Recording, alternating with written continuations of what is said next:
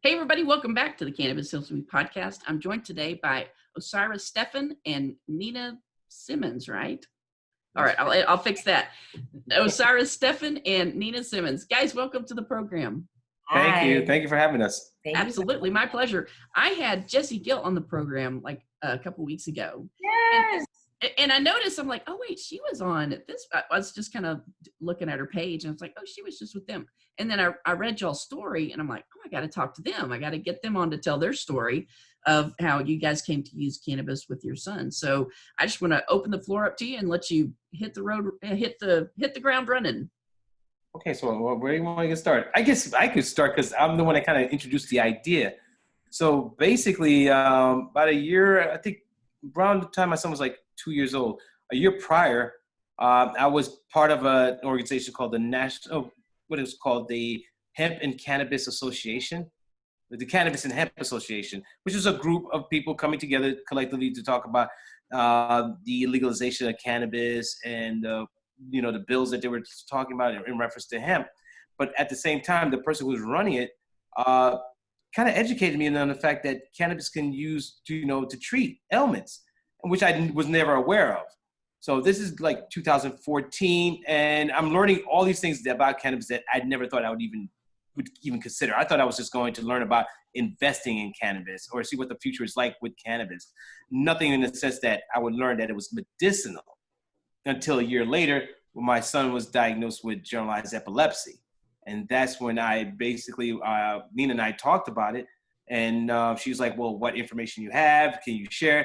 And so I was pulling out research after research, and we sat, and she's like, what? We got to try it. Yeah. Yeah.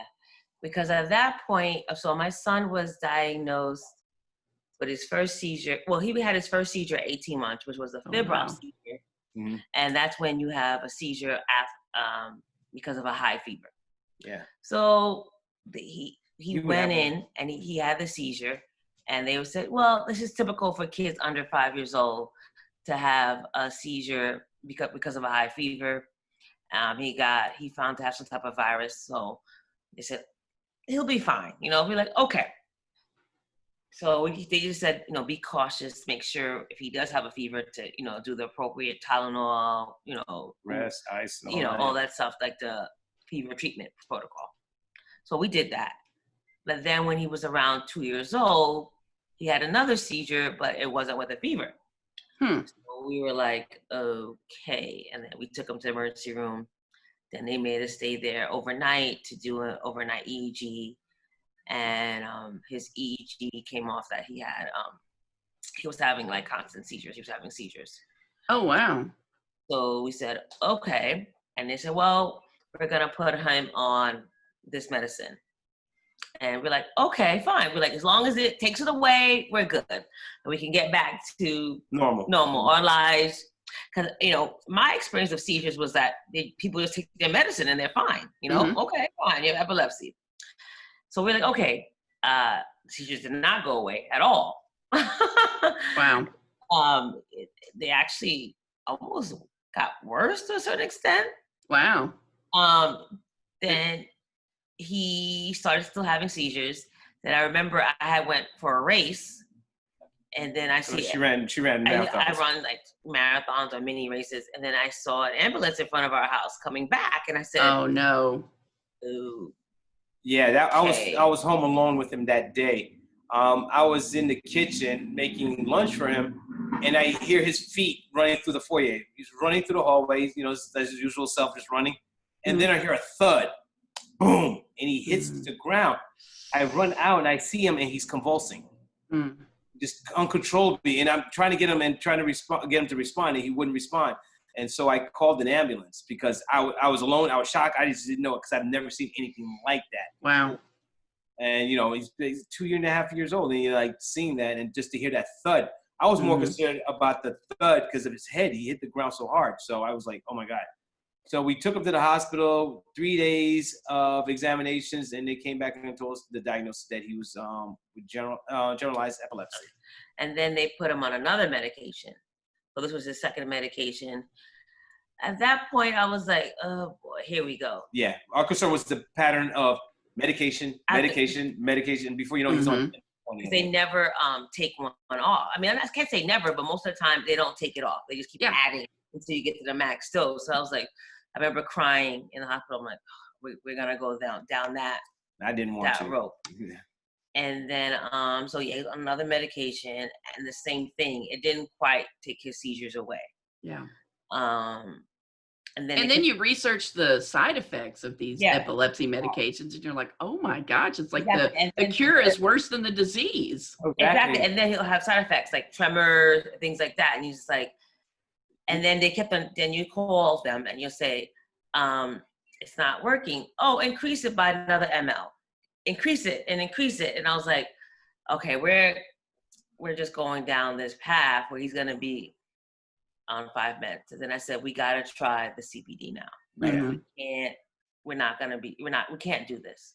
Well, I'm amazed that this opportunity came open for you, because cannabis probably would have never been on your radar if you hadn't been involved in this association. Exactly. Well, it's interesting because I was working full time. Then I lost my job, so I became a stay-at-home dad. And luckily for me, I'm very active in the sense of I got to stay busy. Not just because I'm my son, I'm with him, that's busy. But I've always feel like I have to be aware of what's going on, just out there in the world. And I just happened to do research saying, okay, what's the next best industry? Like, what's coming up? And cannabis popped up. I'm like, oh, okay. And I wanted to see what was going on in New York. And I just happened to stumble across a gentleman who was having his own or association. So I said, let me participate and see what it's like. And I would attend all the meetings. And from there, that's where it just started. And I was like, coming home like, oh my God, you know what? Cannabis is not just about getting high. It's medicinal, it actually heals. And I remember Nina's expression, really? I said the same, really? And it just was amazing. Well, all the jokes whenever California legalized it for medicinal use, it was supposedly for diabetes. Yeah, right? Yeah, so we had no clue. And then we started doing internet searches. And then I came across this company that was based in South Carolina, and the founder daughter had epilepsy. Mm-hmm. So I said, okay, so if someone's using it for their child epilepsy, and it was like, okay, let's go ahead and try to get this. Yeah. And at that point, it was like this gray area where it was like not really legal in New York. Yeah, exactly. So we had to do everything undercover because of the stigma. Was undercover, and you couldn't ship to New York at that time. So I had an aunt who lived close to the storefront that was selling this CBD, and I just called her crying. She had no idea what she was shipping me. I just said, please, can you do this for me? She's like, what is it? I said, it's called CBD. It's kind of cannabis. Is it low? Cannabis plant. I'll leave that part out. But she just was like, okay. And she did it. Yeah. And then after a while, it became legal to ship, and then the company started shipping to us. We saw the results pretty quickly with him. And of course we had to play around with dosing. Yeah. But we haven't had to go beyond 2 medications with him. So that's awesome. But we came close because they did introduce Keppra while I was home with him, and I saw what it turned him into because he was like an emotional wreck with the Keppra. I said, no, I can't do the Keppra. So they took him off the Keppra and just kept him on the Depakote and Onfi, but at a decent dose. But the Depakote was at a higher dose, which was a problem. Yeah, and we were able to lower it to. That's incredible. Yeah, we had to. Yeah, so we were able to. So the thing with, we don't want to get people. There are some kids that can have CBD alone, and there are some kids like our son that just need like a little touch of the pharmaceutical meds, but it's way less than they would need if they, we're not on CBD, and it's not as damaging to the liver, and it's, of course, side effects are less. So the goal is to always try to get the CBD only, but if he can get seizure control with just a little bit of pharm and more CBD, we're okay with that too. Yeah. Yeah, I think a lot of people, they kind of throw the baby out with the bathwater when it comes to pharmaceutical meds. It's like, if you can find something that works, a happy medium where you can use plant medicine and pharmaceutical medication, and it works, then let's do it. As long as it works. And then, so that it just becomes less damaging. And then the CBD also helps sometimes with the cognitive side effects of the medication. Yes. Oh my God. Because everyone's so shocked. Like he was having 100 to 200 small seizures a day. Wow. Sometimes even more. Sometimes they were the seizures he was having. Let's just put it this way: any physical signs of seizures that you can imagine, even the ones that you can't see, he's had them. Yes. Yeah. He's had every one of them, and it's scary to watch because he's had seizures that would cause him to fall forward. He's had seizures that would cause him to fall backwards. He's had seizures that would cause him his knees to buckle under him, and then he's had seizures that looks like Parkinson's, or the ones that cause his eyes to flutter, or he goes to blank stares and he's drooling. So we've seen them all. It was to the point where we had to have the floors padded in the living room for us to sit and play with him. During the time when he started developing the seizures, he was just starting to also progress. So he was actually getting to start to speak. He was saying his words, and then it stopped. And so it got to the point where I started teaching him sign language just so he can communicate. It was gotten to that point. So to see where he is now and from back then, it's amazing. Yeah, it's like his brain was on fire, so it halted some of his development. So were y'all? I guess he's regained some speech since then. Oh yeah, he's in school. He's functioning now. Yeah. Okay. Well, that's incredible. He has speech delays, but he's definitely able to communicate. He tells us what to do. He tells us when he wants something. Yes. Yeah. So he has the therapies, the occupational, the speech therapies, because of course, because of that time, especially the time when he was having so many, it definitely caused some delay. Definitely catching up.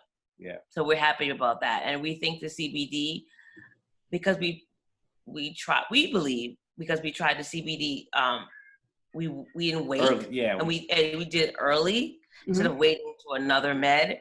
That it kind of preserves his brain a little bit more. I mean, that's what we believe. Yeah, because we've seen that in a number of parents when they wait, but by then the child has digressed so much.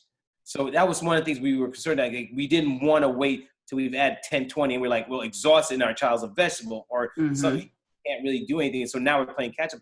At least at this point, it was protecting it while we're trying to figure things out. Yeah, because the neuroprotectant. They said the average meds that people take before CBD is 10 to 12. Wow. So y'all were ahead of the curve then. And a lot of them that they take is opiates. So it's really affecting the brain and it's also making them addictive to it. So I did not want my son on that. I really was concerned about that. Well, it's really a shame that, in the year that y'all were doing this, that you were having to do it kind of under the, it was still illegal. So you guys are having to break the law in order to get treatment for your child. You just have to. And the interesting thing is that the medical marijuana program just was approved a year before, but epilepsy was not on there. Are you kidding me? No, it wasn't. So it wasn't until a year after, I think 2016. But by then, we kind of got a little sneaky and got our son's medical marijuana card prior to that. Okay. And putting epilepsy on there. And then we said, oh, hey, epilepsy's on there. Things. And then our neurologist really wasn't on board in the beginning. We had to educate her about it. Yeah, because it's not like they learned about the endocannabinoid system in school. No, it's just something like they left out in the books. So and then I think finally this year we came. No. I think when it finally dawned on her, it's like, okay, I need to start listening to him. It's probably a year after we finally got to know each other and work, and we referred her to our cannabis doctor because she had patients she couldn't help. So she's like, well, maybe I could send some patients to your cannabis doctor, because we kind of forced them to have a conversation, start talking about what our goals and plans were for our son as we implemented these, protocols. Yeah, that's great. And so they became friends. And also, so this is a nice story. So we went to, this is one of the things that she was like, okay, she's a believer. So we went for a normal, every 6 months we go in and he goes get an EEG. So prior to the appointment, we said, we want to lower the Depakote some more. She's like, come in, I want to see the EEG. We're like, okay. So we had the EEG first. Then we went to the other room and to see her. And then she goes, so why do you want to lower the Depakote? We're like, well, we, the side effects, and we think that, the CBD is working. She was like, kind of like, I don't know. She goes, well, let me go see the results of his EEG. So she goes out the room to read his EEG. And then she comes back and she was like, it's perfectly normal. She was like, not a seizure on there. And we're like, and then she goes, I guess you know what? You do know him better than me. Yeah, it's one of those. She's like, you know him best. And then she said something like, even when his eyes were closed, usually kids, when their eyes closed, they'll have a spike. She was like, well, okay. And then she was like, okay, I think that kind of made her like a believer, true believer. And she let us lower the Depakote. That's awesome. But what's so interesting is that she lowered it because she didn't see any signs of seizures. But when we told her that his liver was swollen and his ammonia levels are through the roof, that's no reason to lower it. Wow. That's no reason. And it's interesting that we found out, which I did some research, was that when the ammonia levels are high, it triggers seizures. So the medication that's supposed to lower it is actually instigating it. Yeah. Wow. Yeah. Wow. Yeah, I talked to someone else who came in and they saw that somebody was on all these seizure meds. And one of the seizure meds was like a stimulant, which actually exacerbates seizure conditions. Yes. Some of them do. Is that a common thing that happens with Yes. Like sometimes the medication could trigger the seizure because some of the medications also deplete nutrients. Yes. So it depletes your, like Depakote depletes your zinc. It depletes magnesium, some of the selenium and stuff like that. So and those are so important for the body. Exactly. And the brain. So it's a double-edged sword, and yeah, it's like it's hard. It's very hard, and I get it. Yeah. What was it like? Now, this is illegal when you guys started. So were y'all in the closet with this? Did you tell anybody in your inner circle that you were going to try this, other than your aunt that was sending this stuff to you? And I don't think she even knew what she was saying. Yeah, because when you call it cannabis, nobody knows that that's marijuana. Yeah, it's true. What's so crazy is that we end up isolating ourselves by default. Yeah, we kind of because we're trying to take care of his son, and we knew that nobody would understand. And plus, there was nothing we can really do, is because we didn't know what was going to happen next with his seizures or the activity. As we're trying to manage all these things, including our home. So we rarely went out. People wanted to see us, but we couldn't go anywhere. And we did definitely not tell them that we're using cannabis to treat our son's ailment. And it wasn't until months later that we actually came out with it. Once we started really understanding how it works, we were more knowledgeable about it, that we could have discussions, that we said, yeah. And yes, we did get the, whoa, you guys are doing that? Is he going to be high? Are you guys going to get ACS at your door? Child Protective Services going to be knocking. All these other stuff. I'm like, no, we're taking care of our son. We're doing what we have to take care of our son. Yeah.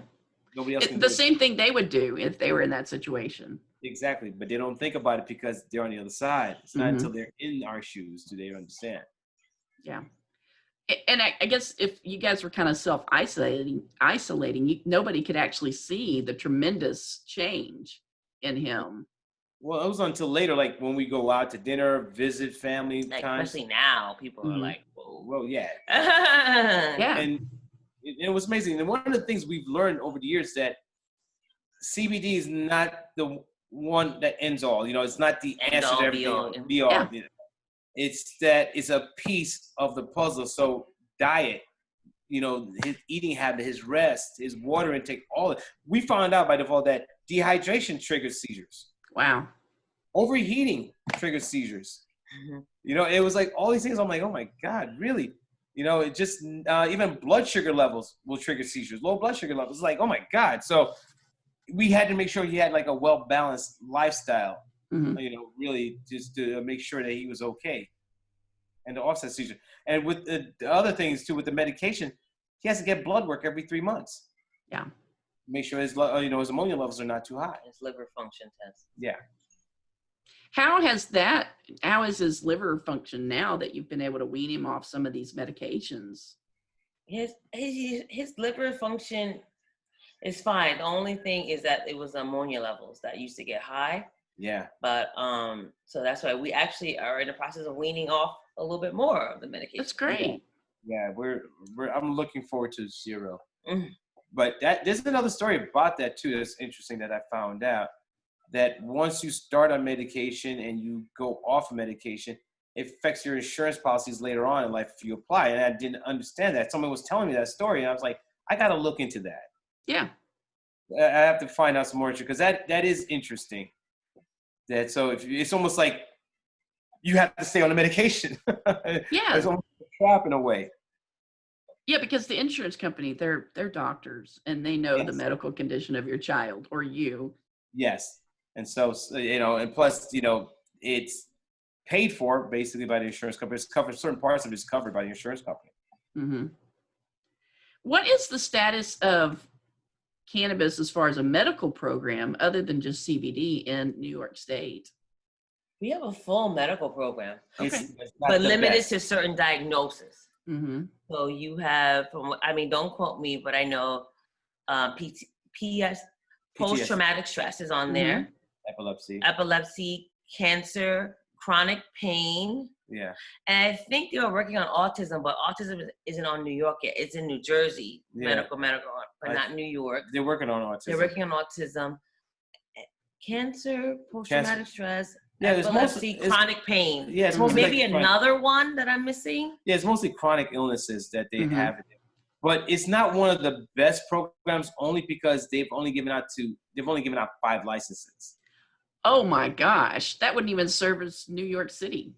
Exactly. So they've only it was only like 5 companies that are actually 5 or 8 companies, I believe. Oh, he's talking about for dispensaries. For dispensaries. Then I make license. Yeah. So it's not a robust program in New York. It's legal, it's available, but it's not accessible. It's not easily accessible to everyone. It's not. Yeah, and what are the taxes like? Probably high. I don't know. But I guess everything since you guys can do CBD, you don't have to go the dispensary route. That's good. We tried to go to a dispensary, but it was not prepared for children. It was mostly for adults. And it's more expensive. Yeah. Way more expensive than, finding a reputable company and ordering your CBD. The thing also, when we did try to go to this dispensary, they had alcohol base.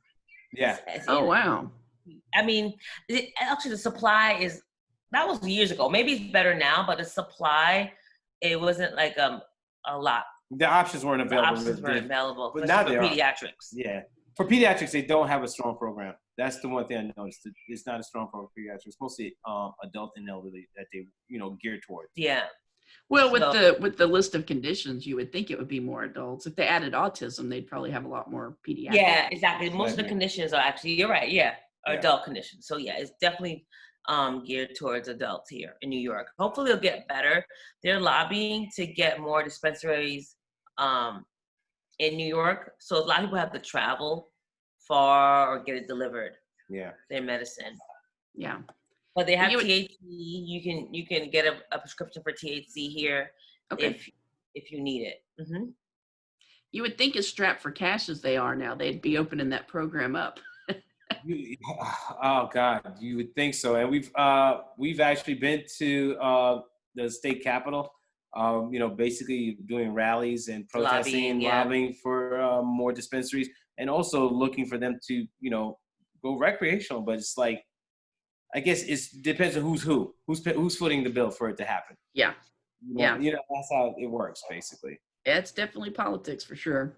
Yeah. I had another question that just went out of my mind, so I'll probably think of it. That's the bad thing with not writing questions down, is I forget stuff to ask. But what is y'all's, with a young child, are y'all able to do much advocacy work? Because you got the little one there, so. Oh, we take them. Oh. I take them with me. That's awesome. There was a couple of rallies that in Albany, our state capital, Cure Leaf, which is one of the dispensaries here in New York. They have multi-licenses. They had sponsored us to go up to Albany and lobby on their behalf to opening up the dispensary program, to open up and basically offer more license for more dispensaries to be in New York, because New York is a large state when you really think about it, and there's not enough dispensaries that are accessible to people who are in need. I remember I went one young lady who traveled 2 hours one way to get to a dispensary. Wow. Because by the time I'm done, I've spent my money to pick up the medicine and then gas and then have to go back again. So, you know, it was one of the things that we fought for. We've taken Aiden with us there. There was another protest where it was a religious exemptions that I've taken back to Albany. So we make him part of it because it all started because of him. Mm-hmm. All our advocating. And also we have our podcast too, which is another form of us advocating. Yeah, tell me how you guys started that, because that's a fairly recent development, right? Yeah, last year we started. Yeah, last year. I don't even know how. Actually, interesting thing. It was a friend of mine who was one of my bosses from my previous job, because I worked in a trade show, a cannabis trade show, and he heard our story, and we've always talked. And he said, he came to me one day. He goes, "You know what? You and your wife have a great story. You guys should consider doing podcasts," because he was doing one. And he goes, "You should do one." I said, "All right. I don't know what to do, but okay." And so we just winged it. We started out with the cell phone and GarageBand. And as we started, it was just about us and our story for the first, basically year or so. I'd say, first year was just about us. And then eventually we said, you know what, let's start expanding and start interviewing people that would basically encompass the whole industry, but yet at the same time reflect what parents would be interested in learning about the industry. Your cultivators, your education laws, your activists, everything, your doctors, your pharmacists. So we've interviewed people like that. But then we also talked about relationship part of it. Yeah. Mm-hmm. Because that's one of the things that get forgotten, is the fact that, there's a number of either single moms or single dads that are taking care of a child who's disabled. One of the stats that we came up across was that out of 50% of the marriages that end up divorced, 90% of them have a disabled child in the home. Wow. And it's a staggering number. And then I realized, we understand, because we had to go through so much in just trying to figure out how we are going to plan our day. Sometimes how we going to plan our weeks or months. We didn't know. And, it became either a financial burden or just a, emotional, mental burden of the fact that we didn't know what was going to happen the next day. And, especially when administering our medicine for him, we would have to leave work. One of us would have to leave work and basically go to his school, administer his medicine, and then go back to work. For us, sometimes the travel is maybe an hour to 2 hours to get back. Yeah. I mean, I live in a small town. I can get anywhere I need to in 15 minutes, but that's not the case for y'all. No, not at all. In New York, people travel a lot for work. Yeah, we travel a lot, hour and a half, 2 hours. Sometimes even 3. Yeah, because people live in other states, also the tri-state area. Yeah. You could work in the city and live in 2 hours away easily. Mm-hmm. Yeah, and because of that, we ended up creating a bill called the S8191 Tompkins Bill in New York, where it would require New York school systems or any institution that has any child that's under the medical marijuana program receive their medicine in the institution, and also appoint someone to be a caregiver so they can be able to administer. So families don't have to leave work to come and administer it. So that's great. Cover all the bases. The only thing is that after a press conference and everything else that came about, they got stuck in one of the committees and didn't move.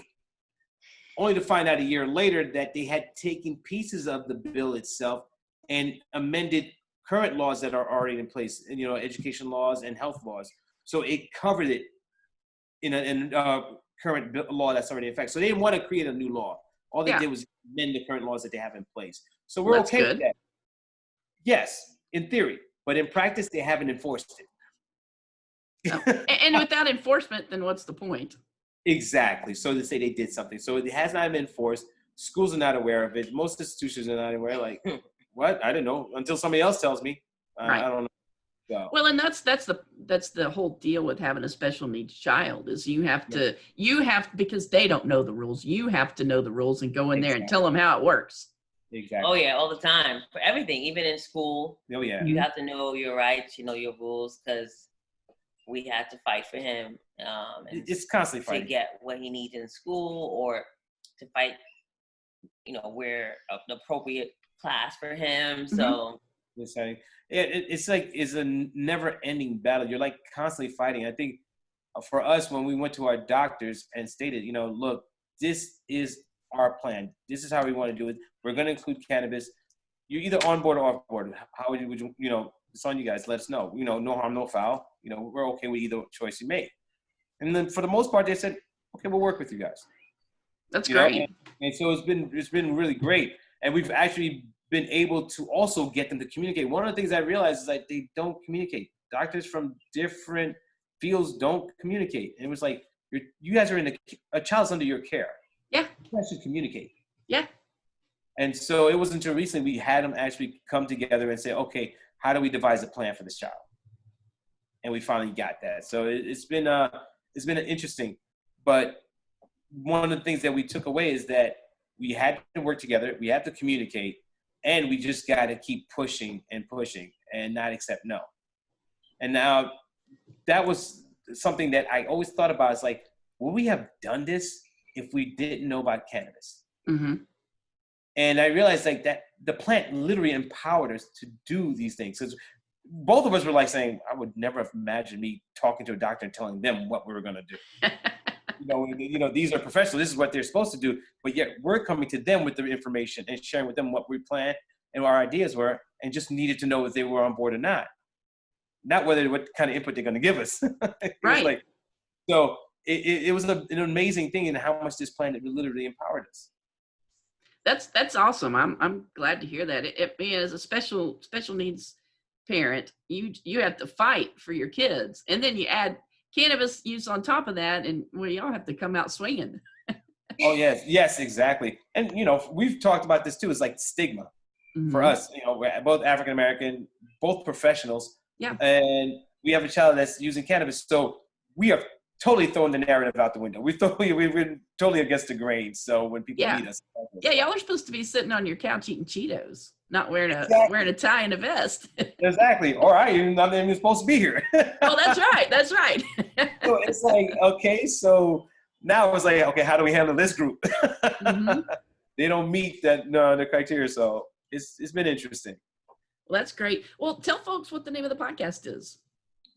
The name of the podcast is Love and Cannabis, and you can find it on Apple Podcasts or wherever you listen to your podcasts. All right. Even iTunes. Yes, iTunes. Oh, yeah. I will put a link to the show because it's MJ Bulls. Are they like your host or the sponsors? Yeah, they produce it. Yeah, they're a podcast host. Okay. Well, I'll make sure I put a link to the website, or where people can go out to the website and find it. And then also, anybody that's listening to this podcast knows how to use a podcast catcher, so they can just look up Love and Cannabis. I mean, I hope so. I mean, somehow they stumbled across this one. But they're also able to download. It's an app too. We have an app, so okay, great. Great. I'll put a link to that as well, so that folks can find it. Guys, thank you so much for coming on and talking to me. I really enjoyed speaking to you. Thank you. Really appreciate it. It's an amazing story, and I'm glad to. I mean, I hate that this happened to y'all and your son, but there were so many. It's just like these doors that were open. That you just randomly went into this cannabis thing, and even beyond. Yeah. And what's mind-boggling to me is that everybody's like, oh, we have all these new ways that we can use cannabis. And it's like, no, if you look back on the pharmacopoeia, all these brand new treatments, they were already there. You guys just threw it out in the garbage. Yeah, exactly. It's been there. Yeah, we were discussing prior to this. We were basically misled all these years. And the sad part to me is that how many other people could have benefited from this and died, and or suffered, yes, or and continue to suffer, because a lot of people are still, the stigma is still there. Yes. So, and a lot of people are just not willing to break the law. They just flat out refuse. If it's a religious thing, or if it's I just don't want to. I'm so terrified of going to jail. I would rather just wait till it's legal. I mean, look, if you guys had waited until it was legal, you guys would have been further down the road, way more medications, way more damage to your son's, neurological and physical. Oh my God, it would have been to point no return. And I don't know how much we would have been lasted that long, because that would be the stress. Yes. Because even our health even our own health was being compromised because of it, because neither one of us was sleeping. Right. So, yeah, I mean, your stress level is high enough as a parent. I can't even imagine throwing a special needs child whose special needs the seizures you can't even stop, even with medication that is bad for him. Yeah, especially when you don't know when to expect it. Yeah. It's been an interesting journey. I mean, we've met some great people in the industry who's been very helpful. They've been very generous with providing us with some products to try out. Also, we've met some great doctors. I mean, I would have to say this industry does offer a lot of good people that can help. Really, I'm not going to say it's 100% perfect and there's a lot of angels. I'm going to say there's a good number of good people out there that are. I think that's been one of the most surprising things to me about this industry, is that there are for a lot of people, this is their mission, this is their calling. Yeah. They just want to help people. Not that everybody out there is doing that, but a lot of the people that are involved in this industry, they're doing it because they truly want to bring healing to people. And that's pretty awesome. Yeah. I met a couple of people, a couple of gentlemen actually, who started their CBD company because they were treating their own child. They started because they were using it to treat their child. And there's so many kids out there that could benefit it. So they started a company doing that. Yeah. And people just have no idea. I mean, I think CBD is a little more mainstream now, but when you guys started using it, it was not anywhere close to the stream. Not at all. It was taboo. I mean, y'all were way up in the mountains and a little trickle down from snow belt at that point. Now people are coming to us, family members, friends, co-workers. Yeah. They're like, oh, like they whisper it still, but which is fine with me. But they're like, oh, because I'm very open about what I'm doing with my son, and then you don't know they're listening, and then like a month later, like, oh, I have cancer, I don't say anything. What do you know? So it's nice that you can help people. So yeah, it's been a journey. You hear him in the background, right? Absolutely, that's awesome. Well, thank you so much, guys. Go check out the Love and Cannabis podcast. Thank you for your time tonight. Really appreciate it, and wish you guys the best. I hope, the more voices we can get out there spreading the good news of cannabis, the better, in my opinion. All right. Yeah. True. Thank you very much. Thanks a lot, guys. Thank you, Rachel. Bye. All right. I'll